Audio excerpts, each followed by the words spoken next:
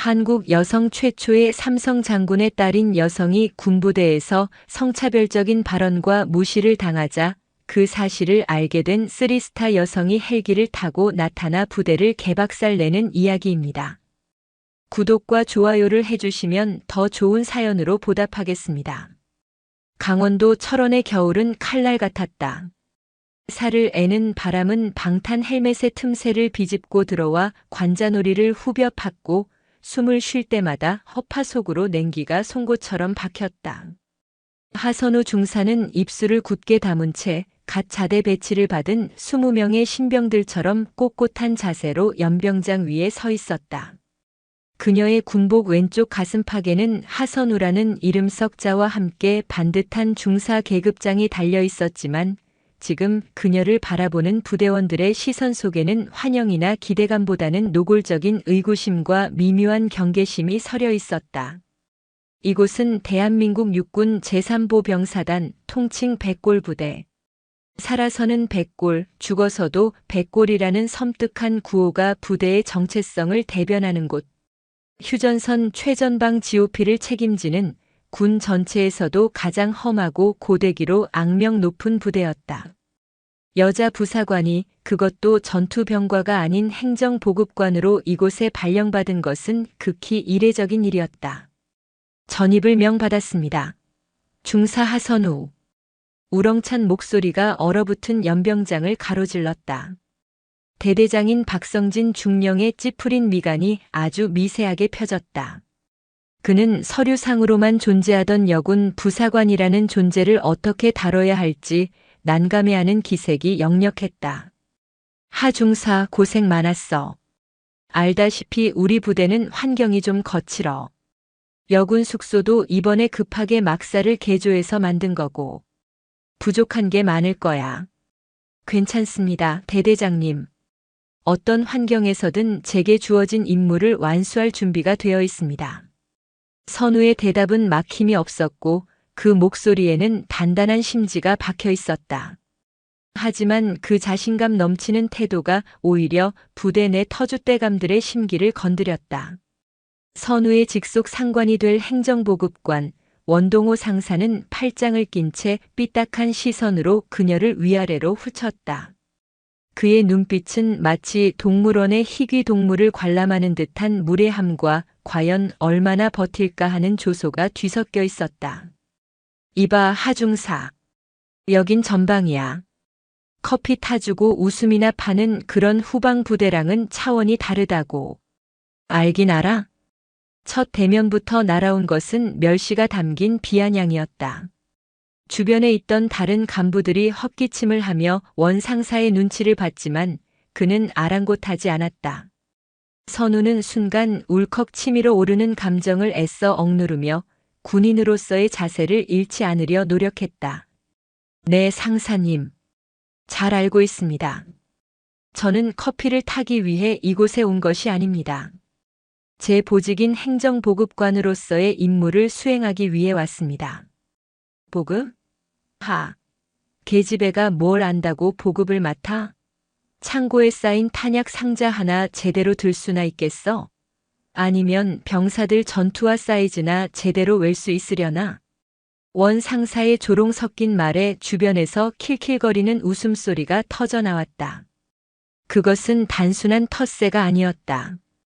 여군이라는 존재 자체에 대한 뿌리 깊은 불신과 배척의 표현이었다.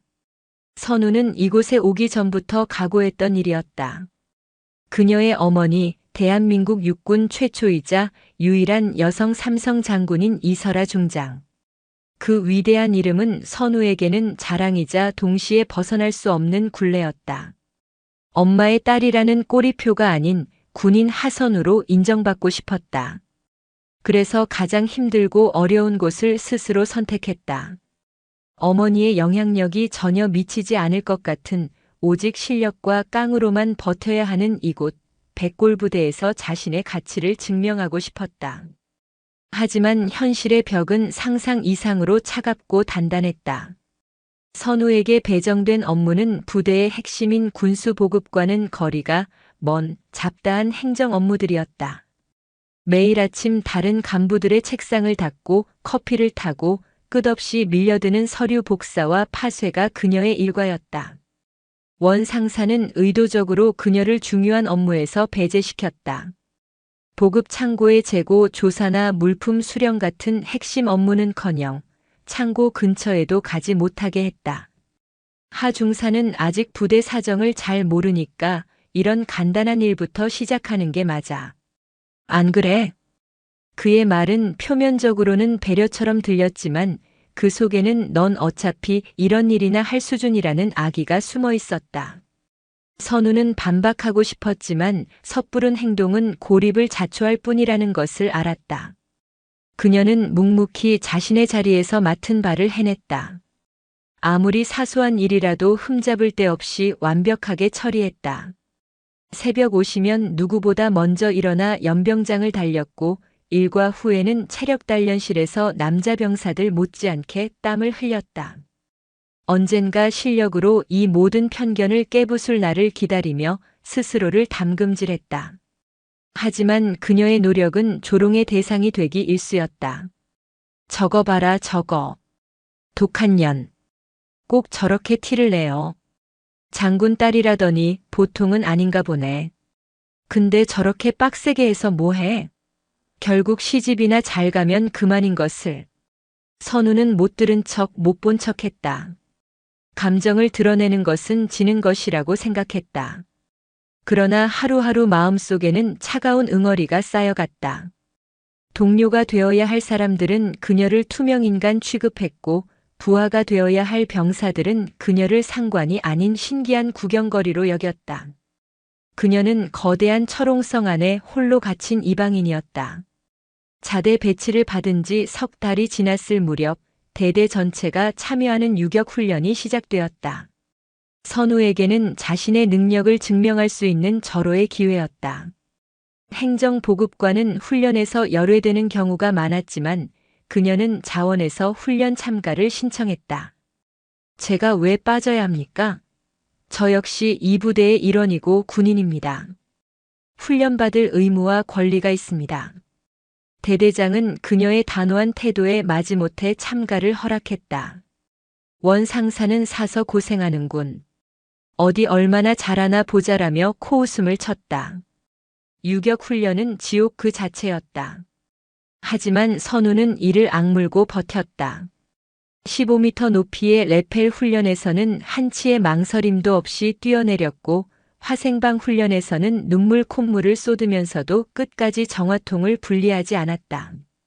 진흙탕을 구르고 완전 군장으로 20km 야간 행군을 하면서도 단 한 번의 낙오도 없었다. 그녀의 모습에 처음에는 비웃던 병사들의 시선이 조금씩 달라지기 시작했다. 특히 행군 중 발목을 접질린 이등병의 군장을 말없이 나눠 매고 힘들어하는 동료에게 자신의 물을 건네는 모습을 보면 그들은 하선우 중사를 다시 보게 되었다. 그녀가 단순히 장군 딸이나 여자가 아니라 강인한 정신력과 따뜻한 마음을 가진 진짜 군인이라는 것을 어렴풋이 느끼기 시작했다. 훈련 마지막 날 복귀 행군을 하던 중이었다. 선우가 속한 조의 한 병사가 탈진으로 쓰러졌다. 의무병이 달려왔지만 상황은 생각보다 심각했다.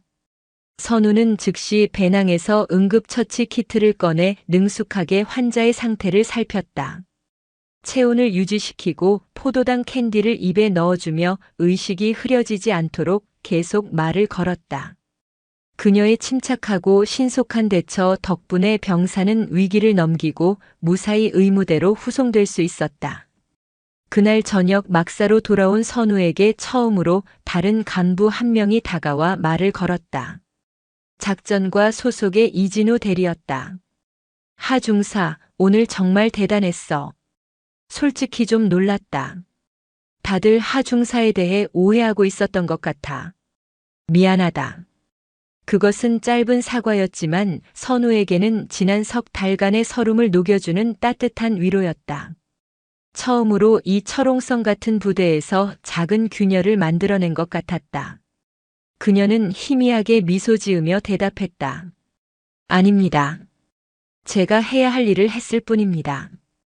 하지만 그 작은 희망의 불씨는 오래가지 못했다. 며칠 뒤 부대에 새로운 소식이 전해졌다. 공석이던 여단장 자리에 신임 여단장이 부임한다는 것이었다. 그의 이름은 김진태 중령. 야전에서 잔뼈가 굵고 특히 군 기강 확립에 있어서는 피도 눈물도 없기로 유명한 인물이었다. 그리고 무엇보다 그는 군 내에서도 알아주는 지독한 남존여비 사상가였다. 원 상사는 그 소식을 듣고 회심의 미소를 지었다. 그는 선우를 쳐다보며 마치 승리자처럼 말했다. 하중사, 이제 진짜 군대가 뭔지 배우게 될 거야. 김진태 여단장님은 나처럼 마음 약한 분이 아니거든. 선우의 마음속에 다시 차가운 불안감이 싹 텄다. 겨우 한 걸음을 뗐다고 생각했는데 더 거대하고 단단한 벽이 그녀를 기다리고 있었다. 철원의 겨울은 아직 끝날 기미가 보이지 않았다. 김진태 중령의 취임식은 그의 명성만큼이나 살벌한 분위기 속에서 진행되었다. 연병장의 도열한 1000여 명의 장병들 앞에서 그는 짧고 굵은 취임사를 뱉어냈다. 그의 목소리는 낮고 건조했지만 그 안에 담긴 위압감은 장병들의 등골을 서늘하게 만들기에 충분했다. 나는 여러분에게 편안한 군 생활을 약속하러 온 것이 아니다. 나는 해이해진 백골부대의 군기를 바로잡고 싸우면 반드시 이기는 강철의 전사로 여러분을 다시 태어나게 할 것이다. 내 방식에 따르지 못하는 자는 스스로 군복을 벗고 떠나라. 이상. 취임사가 끝나자 김중령은 도열한 간부들을 하나하나 훑어보기 시작했다. 그의 매서운 눈초리가 마침내 하선우 중사에게 멈췄다. 그의 눈썹이 꿈틀거렸고 입가에는 경멸적인 미소가 스쳐 지나갔다. 그는 마치 믿을 수 없는 것을 봤다는 듯 곁에 있던 대대장에게 물었다. 박중령, 저기 저 여군은 뭔가? 우리 여단에 여군이 있었나? 그의 목소리는 모든 장병이 들을 수 있을 만큼 컸다. 명백히 선우를 겨냥한 의도적인 모욕이었다. 대대장이 당황하며 대답했다. 아예, 여단장님. 이번에 새로 전입 온 하선우 중사입니다. 행정보급관 보직을 맡고 있습니다. 행보관? 웃기는군. 전투부대의 계집 행보관이라. 여기가 무슨 속꿉 장난하는 곳인 줄 아나? 김중령은 선우에게 다가와 그녀의 얼굴 바로 앞에서 멈춰 섰다. 그의 눈에는 한치의 존중도 찾아볼 수 없었다. 오직 여자라는 성별에 대한 뿌리 깊은 혐오와 불신만이 가득했다. 이름이 하선우라고 했나? 어느 놈 백으로 여기까지 기어 들어왔는지는 모르겠다만 여긴 내가 있을 곳이 아니다.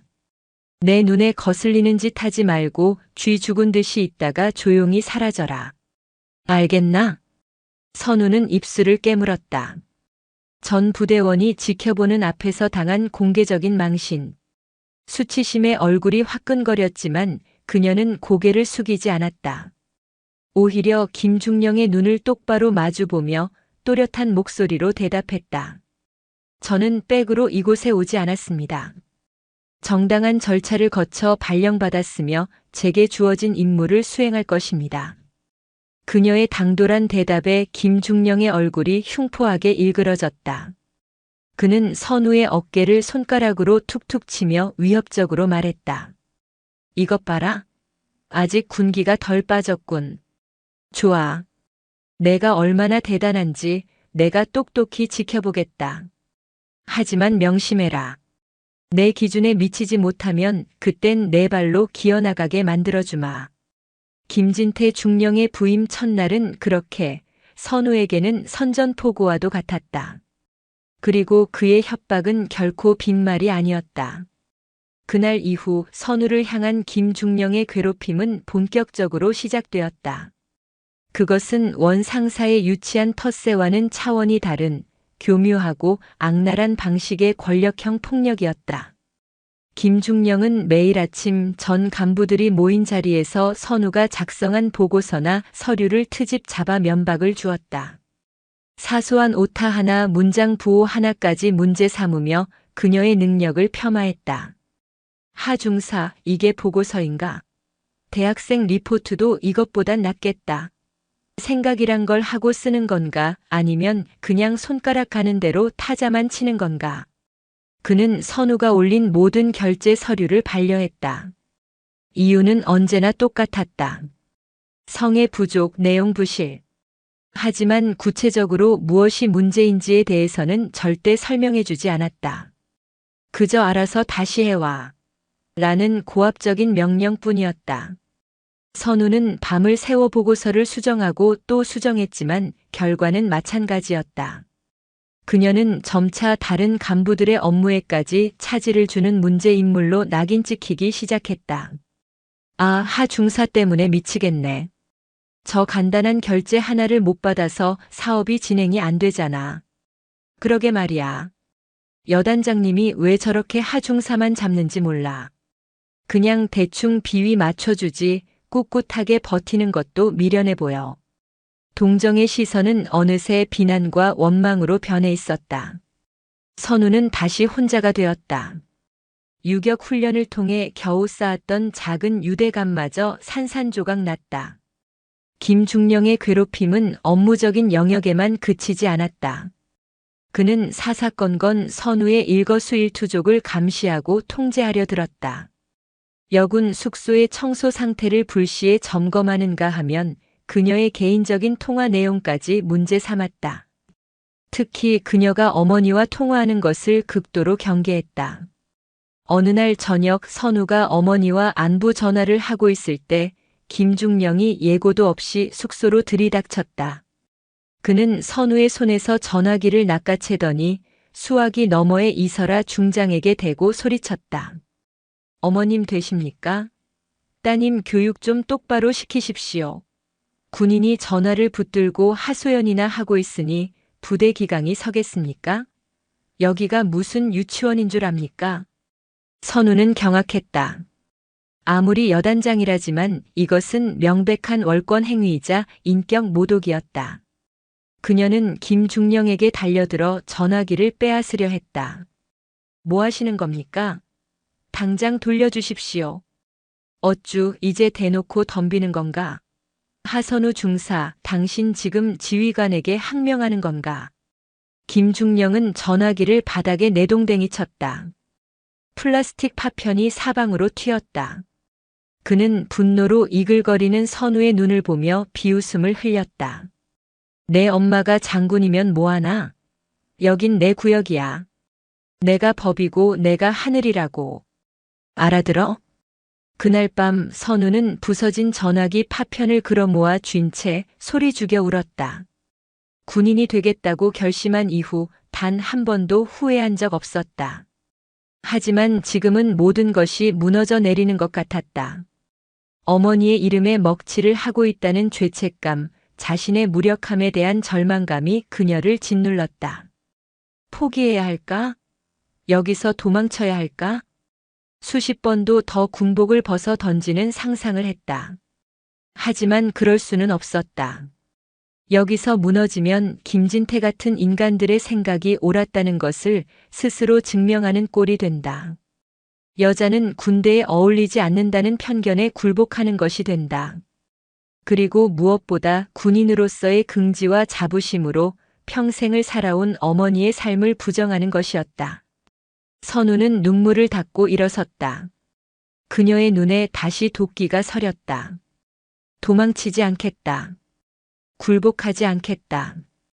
이 부당함의 끝이 어디인지 내 힘으로 똑똑히 확인하고야 말겠다. 다음 날 선우는 평소보다 더 일찍 일어나 연병장을 달렸다. 그녀의 발소리는 그 어느 때보다 단단하고 힘찼다. 그녀는 더 이상 혼자 울고 있는 나약한 피해자가 아니었다. 거대한 벽에 맞서 싸우기로 결심한 침묵의 전사였다. 그녀는 김진태 중령과의 이 지독한 싸움에서 반드시 이겨야만 했다. 그것은 그녀 자신의 명예뿐만 아니라 앞으로 군인의 길을 걷게 될 모든 여성들의 길을 여는 외롭고도 중요한 싸움의 시작이었다. 김진태 중령과의 정면 충돌 이후 하선우 중사는 부대 내에서 완벽한 고립된 섬이 되었다. 그녀를 향한 김중령의 탄압은 더욱 노골적이고 집요해졌으며 그를 두려워하는 다른 간부들은 마치 전염병 환자를 피하듯 그녀를 멀리했다. 복도를 지나칠 때마다 들려오던 수군거림은 이제 아예 대놓고 하는 무시와 외면으로 바뀌었다. 식당에서도 회의실에서도 심지어 훈련장에서도 그녀의 곁에는 아무도 앉으려 하지 않았다. 그녀에게 말을 거는 사람은 오직 두 부류뿐이었다. 업무 지시를 위해 어쩔 수 없이 말을 섞어야 하는 원동호 상사와 그녀를 괴롭히는 것을 유일한 낙으로 삼는 김진태 중령. 하 중사 아직도 버티고 있었나? 낯짝도 두껍군. 나라면 쪽팔려서라도 벌써 짐 싸서 나갔겠다. 김중령은 하루에도 몇 번씩 그녀의 사무실을 찾아와 시비를 걸었다. 그녀가 하는 모든 일을 사사건건 트집 잡았고 인신공격적인 발언도 서슴지 않았다. 여자는 역시 머리가 나빠서 안 돼. 이런 간단한 문서 하나 제대로 처리 못해서 부대 전체에 민폐를 끼치고 있잖아. 당신 월급 주는 게 아깝다 아까워. 선우는 무표정한 얼굴로 그의 모든 폭언을 감내했다. 어떤 모욕에도 반응하지 않고 묵묵히 자신의 일을 할 뿐이었다. 그녀의 침묵은 김중령을 더욱 미치게 만들었다. 그는 선우가 눈물을 흘리며 애원하거나 분노를 터뜨리며 반항하기를 바랐다. 그래야 역시 여자는 감정적이라 안 된다는 자신의 신념을 증명하고 그녀를 징계위원회에 회부할 명분을 만들 수 있었기 때문이다. 하지만 선우는 그가 파놓은 함정에 결코 빠지지 않았다. 그녀는 고립 속에서 자신만의 싸움을 이어갔다. 아무도 그녀에게 업무를 주지 않았지만 스스로 할 일을 찾아 나섰다. 낡고 방치된 서류 창고를 정리하며 과거의 부대 운영 기록들을 샅샅이 훑었고 보급 물품 목록과 실제 재고를 혼자서 대조해 보기도 했다. 그것은 그녀에게 주어진 공식적인 임무가 아니었기에 누구의 방해도 받지 않고 할 수 있는 유일한 일이었다. 그러던 어느 날 그녀는 이상한 점을 발견했다. 서류상으로는 매달 병사들에게 지급된 것으로 되어 있는 일부 보급품들의 예를 들어 동계 방한용품이나 기능성, 전투와 같은 고가의 물품들의 이 실제로는 지급되지 않았거나 훨씬 저렴한 구형 제품으로 대체되었다는 정황을 포착한 것이다. 그리고 그 차액이 지난 몇 년간 꾸준히 누군가의 주머니 속으로 사라졌을 가능성을 직감했다.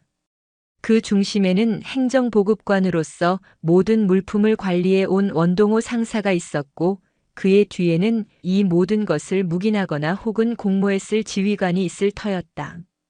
이건 단순한 실수가 아니야. 조직적인 비리다. 심장이 세차게 뛰기 시작했다. 이것은 김진태 중령의 부당한 괴롭힘과는 차원이 다른 문제였다. 국가의 재산을 횡령하고 병사들의 복지를 착취하는 명백한 범죄 행위였다. 만약 이것을 밝혀낼 수만 있다면 김진태와 원동호 그들을 한꺼번에 무너뜨릴 수 있는 결정적인 증거가 될 수도 있었다. 하지만 동시에 엄청난 위험이 따르는 일이기도 했다. 증거는 불충분했고 그녀를 도와줄 사람은 아무도 없었다. 섣불리 문제를 제기했다가는 역으로 무고죄를 뒤집어쓰고 불명예스럽게 군복을 벗게 될 것이 뻔했다. 선우는 고민에 빠졌다. 이 진실을 외면하고 그저 버티기만 할 것인가 아니면 위험을 무릅쓰고 거대한 성벽에 정면으로 부딪혀 볼 것인가. 그녀의 마음은 후자 쪽으로 기울고 있었다. 이것은 더 이상 개인적인 감정 싸움이 아니었다. 군인으로서의 양심과 정의에 관한 문제였다. 그녀는 아무도 모르게 증거를 수집하기 시작했다. 밤늦게까지 사무실에 남아 과거 서류들을 복사하고 주말에는 사복으로 갈아입고 부대 밖 군장점들을 돌아다니며 빼돌려진 군용 물품이 유통되고 있는지 탐문하기도 했다. 위험천만한 일이었지만 그녀는 멈출 수 없었다. 이 썩어 빠진 부조리를 그대로 두고 볼 수는 없었다. 그러던 중 그녀에게 예상치 못한 조력자가 나타났다. 이제 갓 자대 배치를 받은 신병 이준수 이병이었다. 그는 어리숙하고 내성적인 성격이었지만 선우가 유격 훈련 때 도와주었던 바로 그 병사였다. 그는 선우가 부당한 대우를 받는 것을 항상 안타깝게 지켜보고 있었고 그녀가 밤늦게까지 무언가를 조사하고 있다는 사실을 눈치챘다. 어느 날 밤 모두가 잠든 시간 이 이병이 조용히 선우의 사무실을 찾아왔다. 저 중사님, 혹시 제가 도울 일은 없을까요? 선우는 경계심 가득한 눈으로 그를 바라보았다. 내가 왜? 저는 중사님이 나쁜 분이 아니라는 걸 압니다. 그리고 지금 무언가 힘든 일을 혼자 하고 계시다는 것도 압니다. 저 비록 힘은 없지만 복사라도 대신해 드릴 수 있습니다. 소년의 눈은 진심으로 가득 차 있었다. 선우는 잠시 망설였다. 이 순진한 병사를 위험한 일에 끌어들이고 싶지 않았다. 하지만 이 끝없는 어둠 속에서 처음으로 내밀어진 손을 차마 뿌리칠 수도 없었다. 고맙다. 하지만 위험한 일이야. 너까지 다칠 수 있어. 괜찮습니다. 불의를 보고 못 본 척하는 것이 더 부끄러운 일이라고 배웠습니다. 그날 이후 이준수 이병은 선우의 비밀스러운 조력자가 되었다. 그는 낮에는 다른 병사들처럼 선우를 모르는 척했지만 밤이 되면 그녀를 도와 서류를 정리하고 다른 병사들 사이에서 떠도는 보급품 관련 불만들을 수집해 전달해 주었다. 작지만 든든한 지원군이 생긴 것이다. 선우의 조사는 조금씩 속도를 내기 시작했다. 그리고 마침내 결정적인 단서를 찾아냈다. 원 상사가 외부 업체와 짜고 보급품 납품 단가를 부풀린 허위 계약서와 그 돈이 흘러들어간 차명 계좌의 존재를 암시하는 메모였다. 그것은 원 상사가 실수로 파쇄하지 않고 서류함 깊숙한 곳에 숨겨두었던 것이었다. 이제 마지막 퍼즐 조각만 맞추면 되었다. 이 모든 비리의 정점에 누가 있는지, 원 상사 혼자서 저지른 일인지 아니면 김진태 중령이 배후에 있는지. 선우는 결심했다. 직접 부딪혀보기로. 그녀는 허위 계약서 사본을 들고 김진태 중령의 집무실 문을 두드렸다. 이것은 거대한 도박이었다. 만약 김 중령이 이 비리와 무관하다면 그는 이 사실을 상부에 보고하고 원 상사를 처벌할 것이다. 하지만 만약 그가 공범이라면 선우는 상상조차 하기 힘든 위험에 처하게 될 것이다. 여단장님, 드릴 말씀이 있습니다. 선우는 김중령의 책상 위에 서류 사본을 올려놓았다. 김중령은 서류를 훑어보더니 이내 싸늘한 미소를 지었다. 그의 반응은 선우가 예상했던 최악의 시나리오였다. 이런 걸로 날 협박이라도 할 셈인가, 하 중사. 정말 순진하군. 아니, 멍청한 건가? 김중령은 서랍에서 또 다른 서류 뭉치를 꺼내 선우에게 던졌다. 그것은 하선우 중사 특별 복무 평가서였다. 그 안에는 선우가 지휘관의 명령에 불복종하고 동료들과 불화를 일으키며 군 기밀을 외부에 유출하려 했다는 등 온갖 거짓과 날조로 가득한 내용이 적혀 있었다.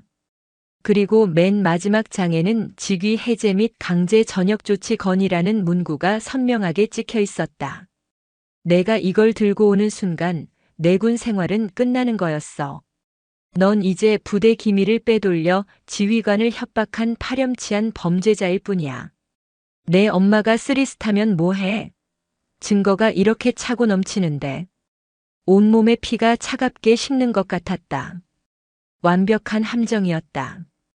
그는 이미 모든 것을 예상하고 덫을 놓고 기다리고 있었던 것이다. 선택해라, 하선우. 이 자리에서 군복을 벗고 조용히 사라질 것인가, 아니면 불명예스럽게 쫓겨나 군사 재판을 받을 것인가. 내 엄마 얼굴에 똥칠하고 싶지 않으면 현명하게 판단하는 게 좋을 거야. 절체절명의 위기. 사방이 벽으로 막힌 막다른 골목이었다.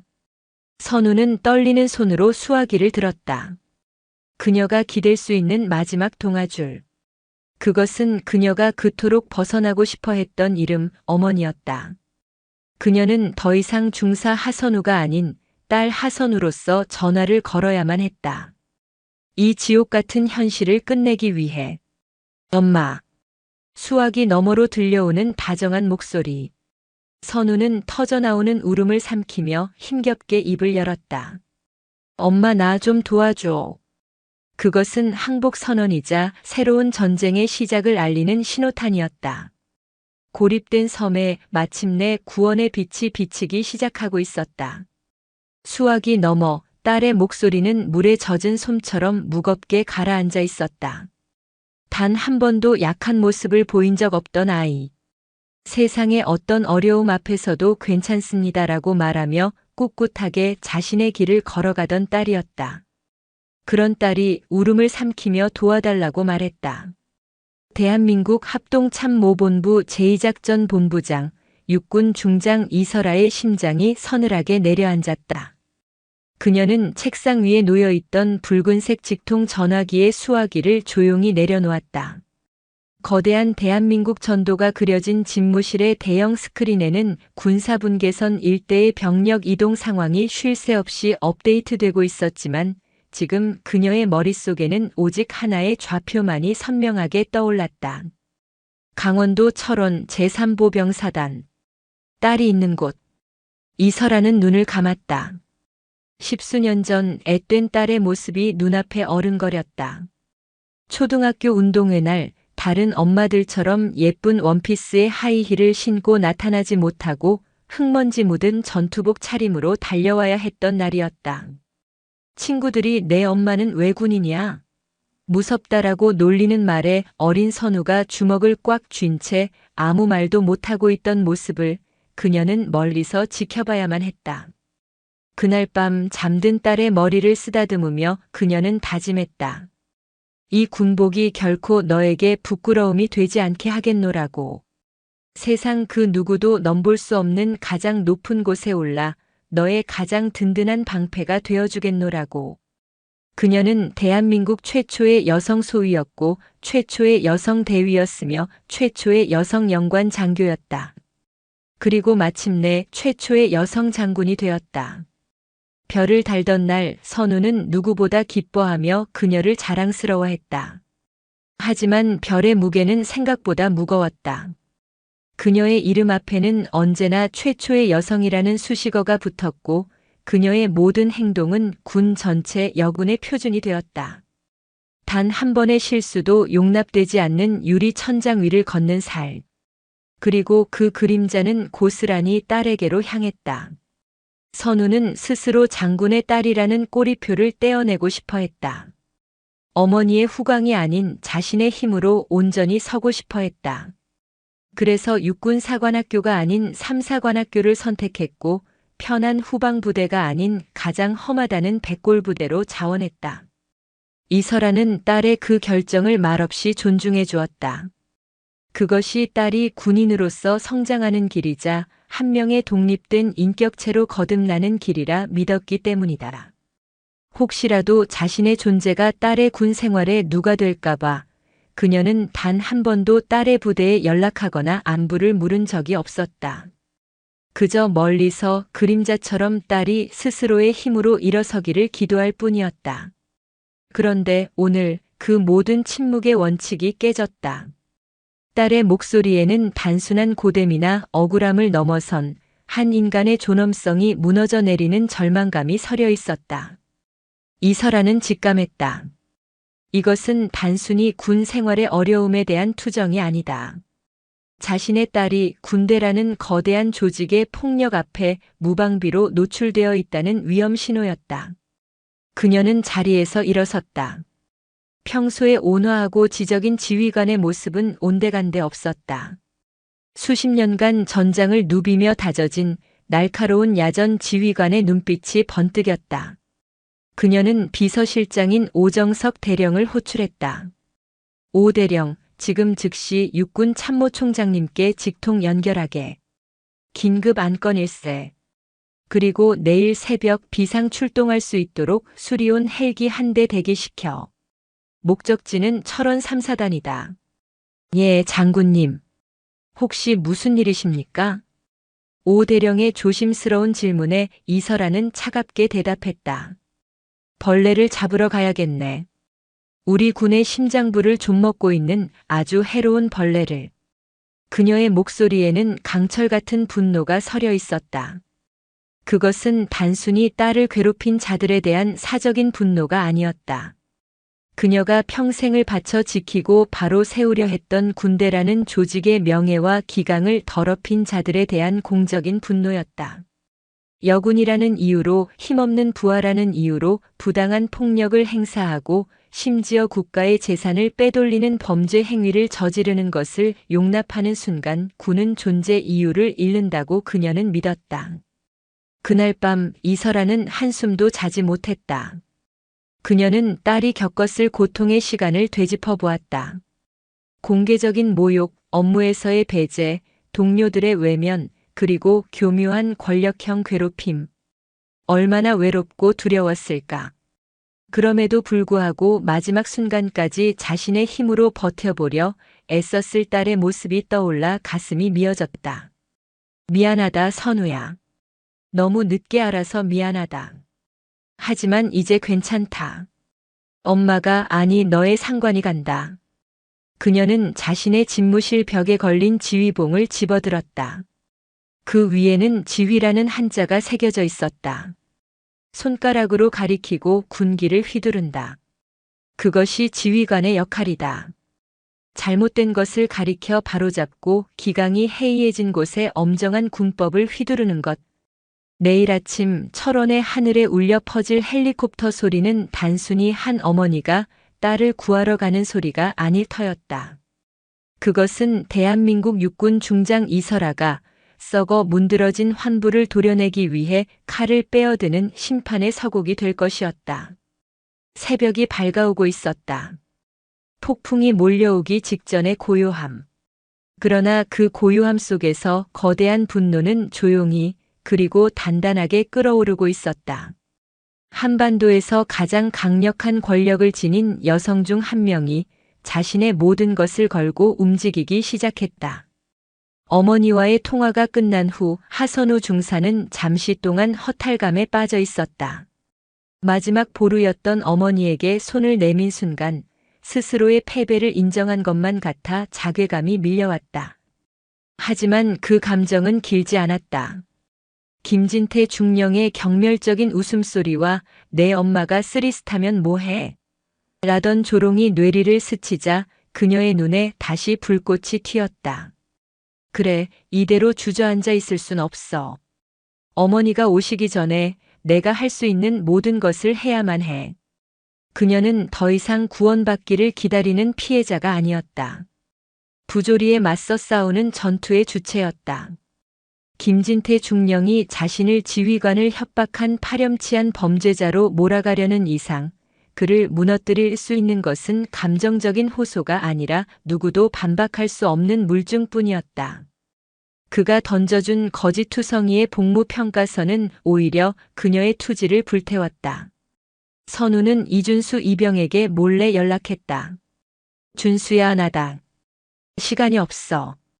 오늘 밤 마지막으로 해야 할 일이 있다. 그녀의 계획은 대담하고 위험했다.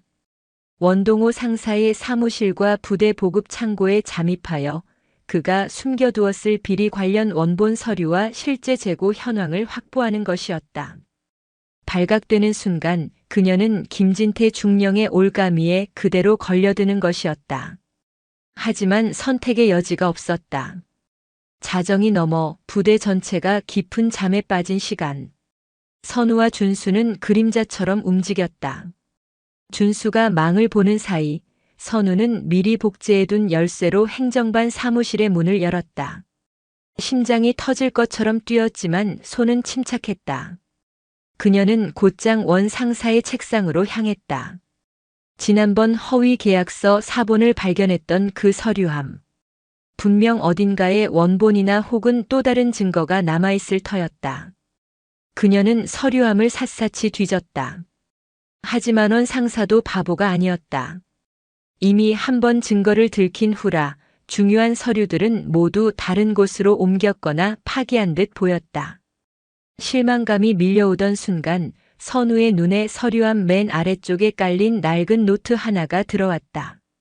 그것은 원 상사가 개인적으로 사용하던 비망록처럼 보였다. 선우는 조심스럽게 노트를 펼쳤다. 그 안에는 날짜와 함께 암호 같은 숫자와 단어들이 빼곡히 적혀 있었다. 115 설악추어탕, KU 중령, 150, 1212 백마강, 골프 200, 120 유실 처리여급 방한 피복 200벌, Y업체 30%. 심장이 쿵 하고 내려앉았다. 이것은 단순한 메모가 아니었다. 김진태 중령에게 상납한 뇌물의 날짜와 액수 그리고 유령업체를 통해 군수품을 빼돌린 정황이 담긴 비밀 장부였던 것이다. KU 중령은 명백히 김진태 김 지느테이를 의미했다. 선우는 휴대폰을 꺼내 흔들리는 손을 부여잡고 노트의 모든 페이지를 한 장 한 장 촬영했다. 이것만으로도 김진태와 원동호의 목을 죄일 수 있는 강력한 증거였다. 하지만 이걸로는 부족했다. 그들의 범죄를 완벽하게 입증하려면 이 장부가 진실이라는 것을 증명할 실물 증거가 필요했다. 장부에 적힌 유실 처리된 어급 방한 피복 200벌의 행방. 선우는 곧장 보급 창고로 향했다. 보급 창고의 자물쇠는 행정반의 것보다 훨씬 견고했다. 하지만 선우는 포기하지 않았다. 그녀는 낮에 봐두었던 창고 뒤편의 작은 환풍구를 떠올렸다. 성인 남성은 통과하기 어렵지만 체구가 작은 그녀라면 아슬아슬하게 가능할 것 같았다. 그녀는 전투복이 찢어지는 것도 아랑곳하지 않고 먼지투성이의 환풍구 안으로 몸을 밀어넣었다. 어둡고 차가운 창고 안. 손전등 불빛의 의지의 안을 살폈다. 서류상으로는 존재해야 할 최신 방한 피복 박스들은 보이지 않았다. 대신 그 자리는 텅 비어 있거나 구형의 낡은 피복들이 채우고 있었다. 장부의 내용은 사실이었다. 선우는 증거를 남기기 위해 창고 내부 사진을 여러 장 찍었다. 그리고 텅 빈 선반 한 구석에서 결정적인 증거물을 발견했다. 누군가 급하게 떼어내다 만 것처럼 보이는 박스 표면의 납품 스티커. 그 위에는 원 상사의 장부에 등장했던 Y업체의 이름과 함께 원래대로라면 부대에 납품되어서는 안 될 민수용 제품 코드가 찍혀 있었다. 군용품을 빼돌리고 값싼 민수용품으로 바꿔치기했음을 보여주는 완벽한 물증이었다. 선우가 모든 증거 수집을 마치고 창고를 빠져나왔을 때 동쪽 하늘이 희미하게 밝아오고 있었다. 그녀는 밤새 모은 증거들을 자신의 개인 이메일과 클라우드에 즉시 업로드했다. 만약 김중령이 자신의 소지품을 빼앗더라도 증거만큼은 안전하게 지키기 위해서였다. 모든 것을 마친 선우는 숙소로 돌아와 엉망이 된 군복을 갈아입었다. 밤샘 작업으로 몸은 천근만근이었지만 정신은 그 어느 때보다 맑았다. 그녀는 이제 더 이상 무력한 존재가 아니었다. 그녀의 손에는 거대한 성을 무너뜨릴 수 있는 날카로운 창이 들려 있었다. 이제 남은 것은 기다림뿐이었다. 폭풍이 몰려올 때까지 이 고요한 전장에서 마지막까지 버텨내는 것. 그녀는 책상 앞에 앉아 한자 힘을 주어 자신의 진술서를 써내려가기 시작했다. 어머니가 도착했을 때 가장 먼저 제출해야 할 그녀 자신의 전투 보고서였다. 하선우 중사가 필사적인 증거 수집을 벌이던 그 밤 김진태 중령 역시 불안감에 잠 못 이루고 있었다. 하선우의 그 당돌한 눈빛이 잊히지 않았다. 무언가 믿는 구석이 있는 듯한 태도. 혹시나 그녀가 정말로 장군 엄마에게 연락이라도 한 것이 아닐까 하는 찜찜함이 가시지 않았다. 아니야, 그럴 리 없어. 제 아무리 장군이라도 아들딸 문제로 부대에 함부로 개입할 순 없어. 군법이 그걸 용납하지 않아. 김중령은 스스로를 안심시켰다. 하지만 불안감은 쉬이 가시지 않았다. 그는 날이 밝자마자 원동호 상사를 호출했다. 원 상사 하선우 그 계집의 요즘 동태가 어떤가? 예, 여단장님. 어제 여단장님께 깨지고 나서는 죽은 듯이 조용합니다. 아마 곧 저녁 지원서라도 쓰지 않겠습니까? 원 상사는 실실 웃으며 대답했지만 김중령의 표정은 굳어 있었다. 방심하지 마. 독이 오를 대로 오른 쥐는 고양이도 무는 법이야. 오늘부터 근현 일거수일투족 감시해. 특히 외부와 연락하는지 쓸데없는 자료를 빼돌리는 건 아닌지 똑똑히 지켜보라고. 염려 마십시오. 제 손바닥 아닙니다. 김진태의 지시는 즉각 실행되었다. 선우의 사무실 앞에는 감시의 눈초리가 번뜩였고 그녀가 움직일 때마다 낯선 병사들이 그림자처럼 따라붙었다. 부대 전체에 보이지 않는 압박감이 감돌았다. 이제 모두가 알게 되었다. 여단장이 하선우 중사 한 명을 완전히 끝장내기로 마음먹었다는 것을. 김중령은 여기서 그치지 않았다. 그는 선우를 심리적으로 완전히 무너뜨리기 위해 마지막 카드를 꺼내들었다. 오후 일과 시간이 되자 그는 전 간부와 병사들을 연병장에 집합시켰다. 그리고 그 한가운데에 선우를 홀로 세웠다. 전 장병은 주목. 지금 내 앞에 서 있는 하선우 중사에 대해 말하겠다. 김중령의 목소리가 스피커를 통해 쩌렁쩌렁 울렸다.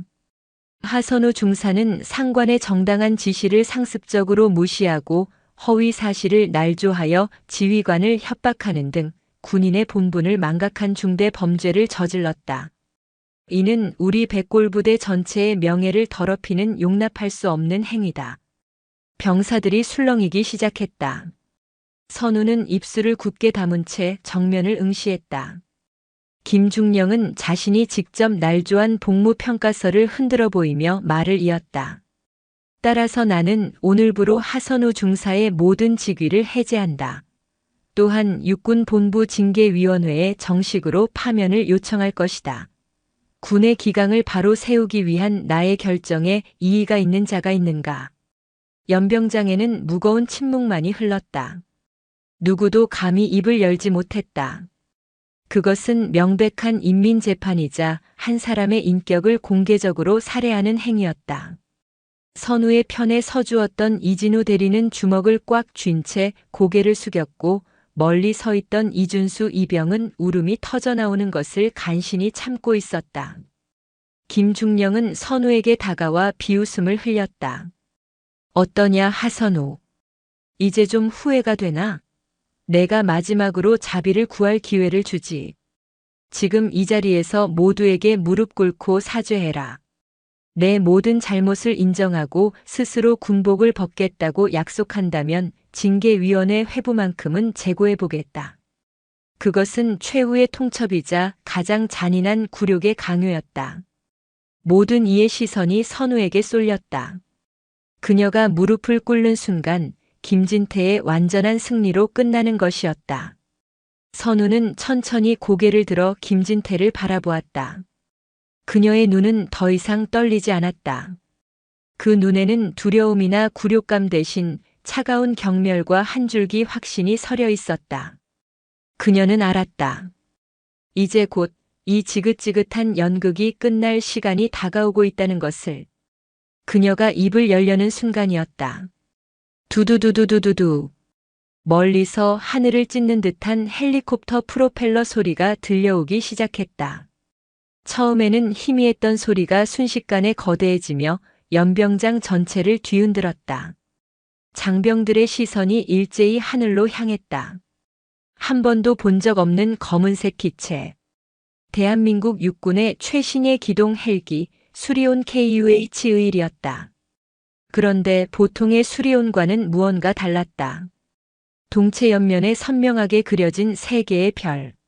3스타 중장을 상징하는 표식이었다. 연병장이 경악과 혼돈에 휩싸였다. 3사단 예하 부대인 이곳에 사단장 소장도 아닌 군단장 중장이 그것도 아무런 예고 없이 나타난 것이다. 헬기는 거칠게 하강하며 연병장 중앙에 거대한 흙먼지 바람을 일으켰다. 김진태 중령의 얼굴이 하얗게 질렸다. 뭐야? 어느 부대야? 당장 정체를 밝혀. 그가 고함을 쳤지만 굉음에 묻혀버렸다. 헬기의 문이 열렸다. 그리고 트랩을 타고 한 사람이 내려섰다. 먼지를 막기 위해 선글라스를 꼈지만 그 위엄과 기품은 가려지지 않았다. 반듯하게 각 잡힌 전투복, 그 어깨에 빛나는 세 개의 별. 육군 중장 이설아였다. 그녀의 뒤를 이어 육군 참모총장의 비서실장과 헌병대 수사관들이 차례로 내렸다. 김진태 중령은 자신의 눈을 의심했다. 대한민국 유일의 여성 삼성 장군.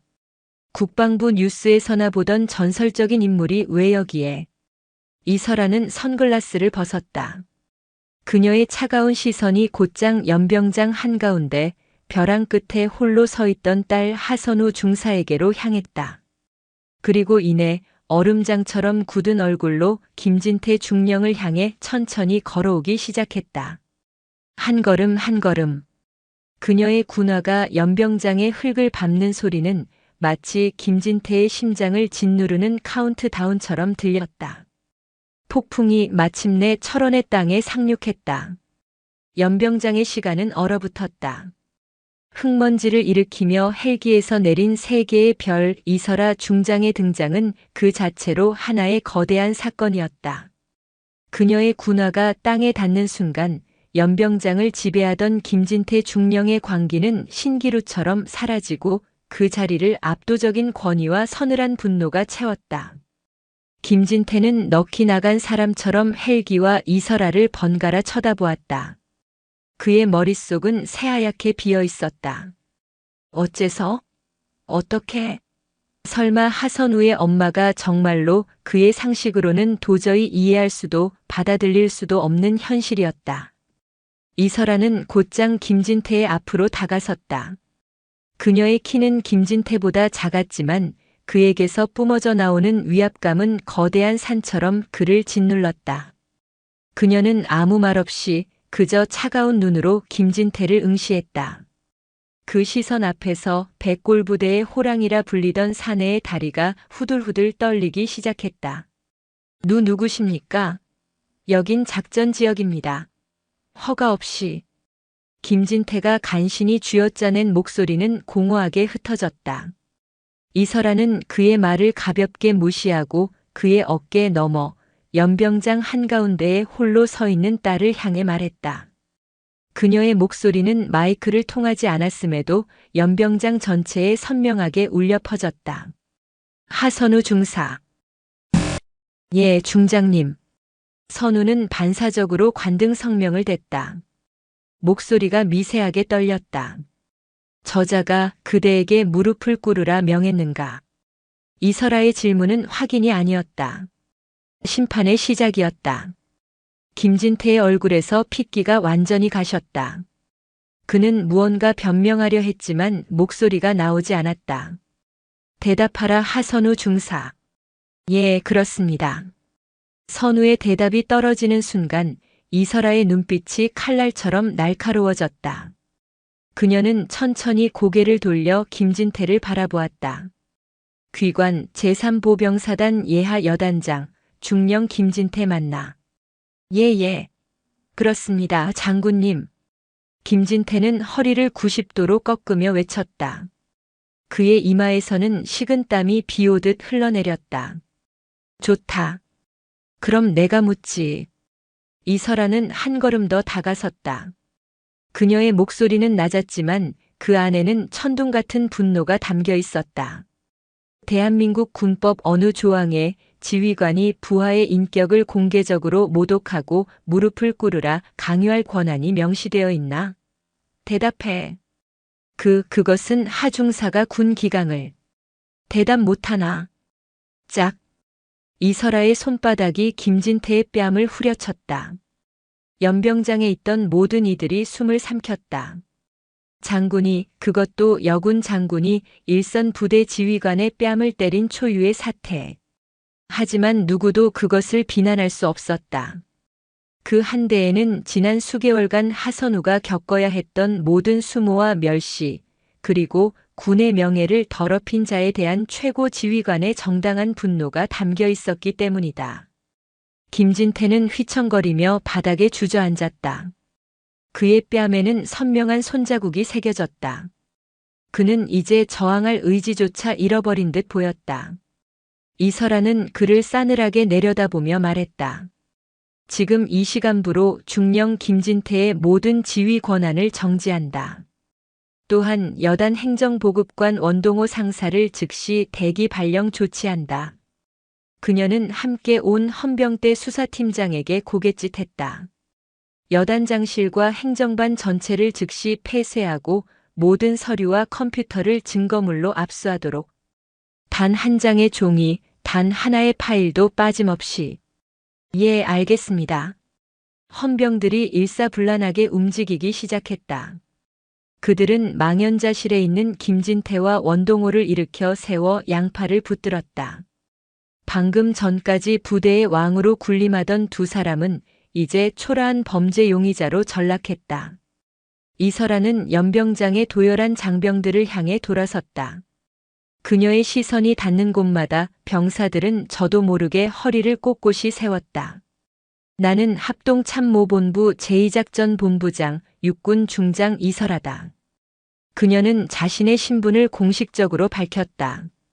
오늘부터 육군 본부 감찰실과 헌병대는 이 부대에서 벌어진 모든 부조리와 비리에 대해 무기한 특별 감찰에 돌입할 것이다.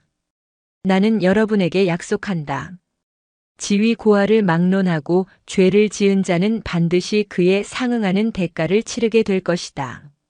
또한 그동안 부당한 일을 겪고도 말하지 못했던 이가 있다면 지금부터 여러분의 모든 목소리를 직접 듣겠다. 두려워하지 마라. 여러분의 뒤에는 내가 있다. 그녀의 선언은 얼어붙었던 연병장에 퍼지는 온기 같았다. 억눌려왔던 병사들의 눈빛이 흔들리기 시작했다. 침묵의 벽에 마침내 거대한 균열이 생기고 있었다.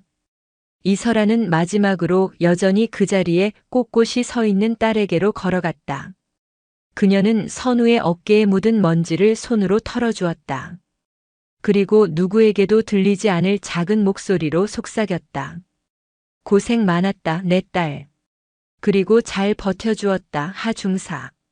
그 한마디에 선우의 눈에서 뜨거운 눈물이 흘러내렸다. 지난 수개월간의 서름과 고통, 그리고 마침내 찾아온 안도감이 뒤섞인 눈물이었다. 그녀는 군인으로서의 품위를 잃지 않기 위해 입술을 깨물었지만 어깨는 가늘게 떨리고 있었다. 폭풍은 이제 막 시작되었을 뿐이었다. 하지만 모두가 알 수 있었다. 이 부대의 길고 어두웠던 밤이 끝나고 새로운 아침이 밝아오고 있다는 것을. 특별 감찰이 시작되자 김진태와 원동호가 쌓아 올린 부조리의 성벽은 생각보다 허무하게 무너져 내렸다. 이설아 중장이 직접 지휘하는 감찰팀은 자비가 없었다. 그들은 밤낮을 가리지 않고 압수된 서류와 컴퓨터 파일을 분석했고 관련자들을 소환해 강도 높은 조사를 벌였다. 조사의 핵심은 하선우 중사가 제출한 증거들이었다. 원동호 상사의 비밀 장부와 보급 창고에서 발견된 납품 스티커는 검찰의 공소장처럼 명료하게 그들의 범죄를 가리키고 있었다.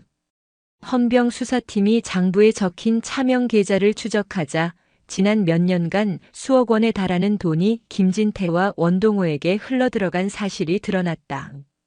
처음에는 모든 혐의를 부인하던 원동호 상사는 빼도 박도 못할 증거 앞에서 결국 무너졌다. 그는 자신의 죄를 조금이라도 가볍게 하기 위해 김진태 중령의 지시로 어쩔 수 없이 범행에 가담했으며 자신은 그저 심부름꾼에 불과했다고 모든 것을 털어놓았다. 김진태 중령은 끝까지 혐의를 부인하며 하선우 중사가 자신을 모함하기 위해 증거를 조작했다고 주장했다. 하지만 그의 저항은 무의미했다. 이설아 중장의 약속을 믿고 용기를 낸 병사들의 증언이 본물처럼 터져 나오기 시작했기 때문이다. 김진태 여단장님은 저희에게 지급되어야 할 동계 패딩을 빼돌려 자신의 지인들에게 선물했습니다. 매주 주말 저희는 여단장님 개인 별장의 공사 현장에 강제로 동원되었습니다. 훈련 성적이 좋지 않다는 이유로 한겨울에 속옷만 입고 연병장을 돌게 하는 등 가혹 행위를 일삼았습니다. 침묵의 카르텔은 깨졌다. 한 명이 입을 열자 다른 이들도 용기를 냈고 그들의 증언은 김진태가 얼마나 오랫동안 부대를 자신의 왕국처럼 여기며 온갖 전횡을 저질러 왔는지를 낱낱이 보여주었다. 하선우 중사에 대한 부당한 괴롭힘 역시 만천하에 드러났다. 그녀의 동료 간부들은 감찰팀의 조사 앞에서 더 이상 침묵할 수 없었다. 그들은 김진태의 지시로 어쩔 수 없이 선우를 따돌리고 업무에서 배제했다고 실토했다. 특히 유격 훈련 때 선우의 도움을 받았던 이진우 대리는 자신이 본 모든 것을 상세하게 진술하며 선우의 명예를 회복시키는 데 결정적인 역할을 했다. 모든 진실이 밝혀지자 부대의 분위기는 완전히 달라졌다. 선우를 문제 인물로 취급하던 시선은 존경과 미안함으로 바뀌었다. 그녀는 더 이상 고립된 섬이 아니었다. 거대한 부조리에 맞서 싸워 이긴 작은 영웅이었다. 감찰이 진행되는 동안 선우는 어머니와 함께 부대 밖의 숙소에서 머물렀다. 수개월 만에 처음으로 갖는 평화로운 시간이었다. 두 사람은 나란히 앉아 저녁 식사를 하고 밤늦도록 밀린 이야기를 나누었다. 선우는 그동안 겪었던 일들을 담담하게 털어놓았고 이설아는 딸의 이야기를 묵묵히 들어주었다. 왜 진작 말하지 않았니? 이렇게 힘든 줄 알았더라면. 이설아의 목소리에는 안타까움과 미안함이 묻어났다. 선우는 희미하게 미소 지으며 대답했다. 그럼 지금의 저는 없었을 거예요, 어머니. 스스로 부딪혀보고 깨져보고 또 일어서는 경험 없이는 군인 하선으로 설 수 없었을 거예요. 물론 마지막엔 어머니의 도움이 필요했지만요. 그녀는 더 이상 어머니의 그늘을 부담스러워하지 않았다. 오히려 그 그늘이 있었기에 자신이 더 용감하게 싸울 수 있었다는 것을 깨달았다. 너는 나보다 더 강한 군인이다, 선우야. 이설아는 딸의 손을 따뜻하게 잡아주었다. 그녀의 눈에는 딸에 대한 무한한 신뢰와 자랑스러움이 가득했다. 두 사람은 단순한 모녀 관계를 넘어 서로의 길을 존중하고 지지하는 동지이자 전우가 되어 있었다. 한 달간의 특별 감찰은 끝이 났다. 김진태 중령과 원동호 상사는 모든 직위에서 파면되었고 군사법원에 기소되었다. 그들에게는 군법이 정한 가장 엄중한 처벌이 내려질 것이었다. 그들과 공모했던 외부 업체 대표 역시 구속되었다. 사건이 마무리된 후 이설아는 서울로 복귀해야 했다. 떠나기 전날 밤 그녀는 선우에게 작은 상자 하나를 건넸다. 열어보렴. 상자 안에는 낡은 만년필 한 자루가 들어있었다. 내 할아버지의 유품이다. 내 외할아버지는 6.25 전쟁에 학도병으로 참전하셨지. 이 만년필로 고향에 계신 부모님께 편지를 쓰셨다고 하더구나. 전쟁이 끝나고 군인의 길을 걸으셨고 내가 군인이 되겠다고 했을 때 이 만년필을 나에게 주셨다. 항상 정의로운 기록을 남기는 군인이 되어라 하시면서 이설아는 딸의 눈을 바라보며 말했다. 이제 이 만년필은 내 것이다. 너야말로 이 만년필의 주인이 될 자격이 충분하다. 너는 불의에 굴복하지 않았고 가장 어두운 곳에서 진실을 기록했으니까. 선우는 떨리는 손으로 만년필을 받아들었다. 묵직한 무게가 느껴졌다. 그것은 할아버지와 어머니를 거쳐 자신에게로 이어진 군인으로서의 긍지와 사명의 무게였다. 김진태의 시대가 막을 내린 백골부대에는 새로운 바람이 불기 시작했다. 신임 여단장은 군 내에서 덕망 높고 합리적인 리더십으로 존경받는 인물로 부임했다. 그는 부임하자마자 하선우 중사를 여단장실로 불렀다. 하 중사, 그동안 마음고생 많았다는 것 잘 알고 있네. 자네 같은 군인이 우리 부대에 있다는 것이 자랑스럽네. 자네의 용기 덕분에 우리 부대가 다시 태어날 기회를 얻었어. 그는 선우에게 공식적으로 사과했고 그녀의 명예를 완전히 회복시켜 주었다. 그리고 그녀에게 새로운 보직을 제안했다. 여단 본부 감찰 장교 보직을 맡아주게. 자네만큼 이 자리에 어울리는 사람은 없다고 생각하네. 부대 내의 모든 부조리를 뿌리 뽑고 병사들의 목소리를 직접 듣는 창구가 되어주게. 그것은 파격적인 제안이었다. 중사 계급의 부사관에게 장교의 직책인 감찰 장교를 맡기는 것은 전례 없는 일이었다. 하지만 누구도 이의를 제기하지 않았다. 그녀가 보여준 용기와 청렴함은 계급을 뛰어넘는 신뢰를 주기에 충분했다. 선우는 그 제안을 받아들였다. 그녀는 더 이상 행정반 구석에서 커피를 타거나 서류를 파쇄하는 존재가 아니었다. 부대의 심장부에서 가장 중요한 임무 중 하나를 수행하게 된 것이다.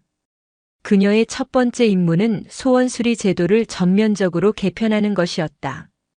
기존의 형식적인 방식에서 벗어나 모든 병사가 익명성을 보장받고 자유롭게 자신의 의견을 개진할 수 있는 온라인 플랫폼을 구축했다. 또한 찾아가는 감찰실을 운영하며 직접 내무반을 방문해 병사들의 고충을 듣고 해결해 주었다. 처음에는 그녀를 어려워하던 병사들도 진심으로 다가가는 그녀의 모습에 조금씩 마음을 열기 시작했다. 부대 내에 만연했던 폭언과 구타, 부당한 사적 지시들이 하나둘씩 사라졌다. 병사들의 얼굴에는 웃음이 되찾아졌고 부대는 활기를 띠기 시작했다. 선우의 활약은 국방부에도 보고되었다.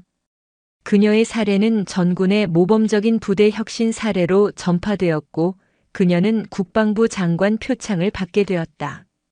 시상식이 열리던 날 이설아 중장도 딸을 보기 위해 참석했다. 장관이 직접 선우의 가슴에 훈장을 달아주는 모습을 보며 이설아는 조용히 미소 지었다. 딸은 이제 자신의 그늘을 완전히 벗어나 스스로 빛나는 별이 되어 있었다. 시상식이 끝나고 선우는 국방부 내에 새로 창설된 국방 양성평등 정책 발전 TF의 특별 파견 근무를 명받았다. 여군들이 겪는 실질적인 어려움을 개선하고 성차별적인 군 문화를 바꾸는 중책이었다. 백골부대에서의 경험은 그녀에게 그 누구보다 현실적인 대안을 제시할 수 있는 자산이 되어 주었다. 그녀는 철원을 떠나 서울 국방부 청사로 향했다. 백골부대원들은 진심 어린 박수로 그녀를 배웅해 주었다. 그녀가 처음 부대에 왔을 때와는 전혀 다른 풍경이었다. 그녀는 자신의 힘으로 차가운 벽을 허물고 그 자리에 따뜻한 신뢰를 쌓아 올린 것이다. 1년 뒤 대한민국 국회 국방위원회 회의장. 따라서 여군 비율 확대와 더불어 출산 및 육아휴직으로 인한 경력 단절을 방지하고 지휘관을 대상으로 한 성인지 감수성 교육을 의무화하는 등의 실질적인 제도 개선이 시급합니다. 이것은 단순히 여군들만을 위한 시혜적인 조치가 아니라 전투력 향상과 직결되는 우리 군 전체의 미래를 위한 투자입니다. 단상 위에서 하선우 상사가 흔들림 없는 목소리로 발언을 이어가고 있었다. 지난 1년간의 노력 끝에 그녀는 상사로 진급했고 그녀가 주도한 정책 제안들이 국회에서 논의되는 역사적인 순간을 맞이하고 있었다. 그녀의 논리 정연하고 진정성 있는 발표에 까다롭기로 소문난 국회의원들도 고개를 끄덕이며 경청했다. 방청석 맨 뒷자리에서 사복 차림의 이설아가 그 모습을 조용히 지켜보고 있었다. 그녀는 이제 군복을 벗고 명예로운 전역을 앞두고 있었다. 자신의 모든 것을 바쳤던 군을 떠나는 것에 아쉬움이 없진 않았지만 후회는 없었다. 자신보다 더 훌륭하게 군의 미래를 이끌어갈 후배들이 그리고 사랑하는 딸이 있었기 때문이다. 회의가 끝나고 선우는 자신을 기다리고 있던 어머니에게로 다가갔다. 어머니 와주셨네요. 당연히 와야지.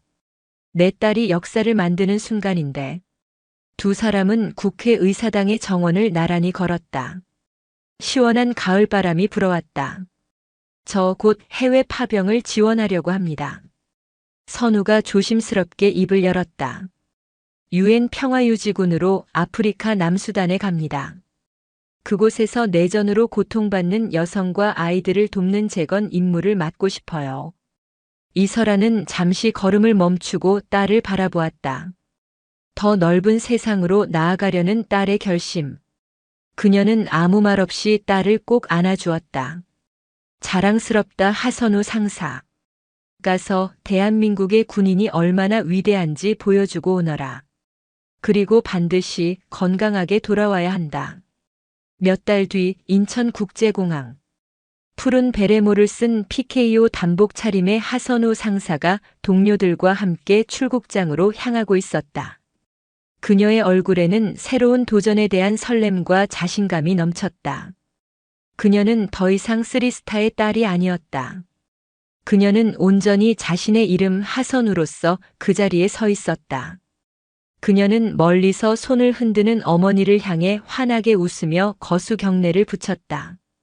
이설아 역시 딸을 향해 조용히 거수 경례로 답했다.